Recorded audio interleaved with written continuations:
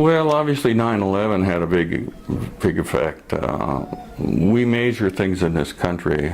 We measured everything previously from the end of World War II. The whole economy, the whole manufacturing, what happened socially in this country, all was kind of measured from the end of World War II and what changes that World War II caused and what came after that. 9/11 was another major change in this country, and that's kind of was a shift. All of our security issues today have switched from what they were in the Cold War. Cold War ended at about 1989 when the Berlin Wall came down. Strategic Air Command was stood down, actually. To me, the Cold War ended when President Bush took the Minuteman II missiles and the bombers off alert. To me, that was the end of the Cold War. We worried for 40 years we had these people standing nuclear alert in this country. After the Cold War was over, we took a deep breath and said, oh, why, thank goodness we didn't have to destroy everybody with all these nuclear weapons. And we had a little period of calm in there, and then 9/11 happened, and everything shifted. At that time, I was working for a company called Sandia National Laboratories. It's one of the nuclear design laboratories for nuclear weapons. Came out of World War II, after the end of World War II.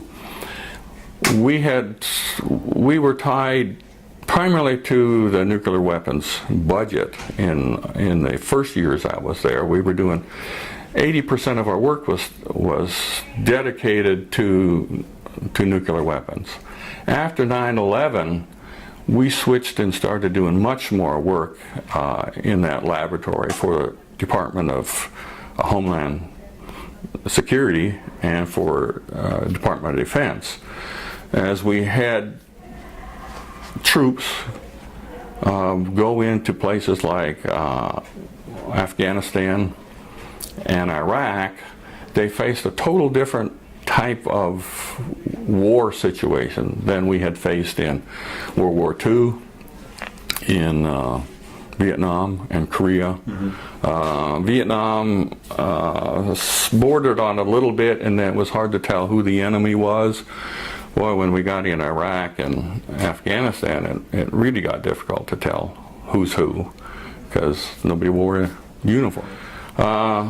And the IEDs, improvised explosive devices, became the big threat.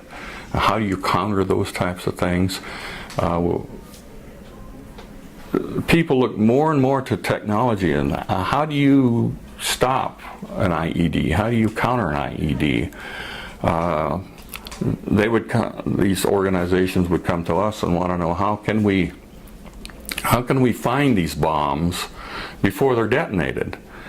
And everybody was hoping there was a silver bullet out there, that you could develop a sensor, that you could detect the high explosive from a standoff distance. Well, that's just not possible. You don't get enough outgassing from the explosive and to be able to get any signature from any distance.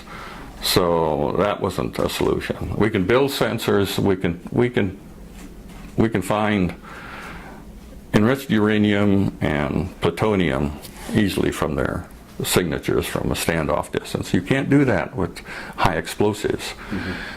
So that was a disappointment to a lot of people, that it wasn't that easy to find. But then there were other ways that the community tried to find ways to jam or to shut down those IEDs that did so much damage to our troops in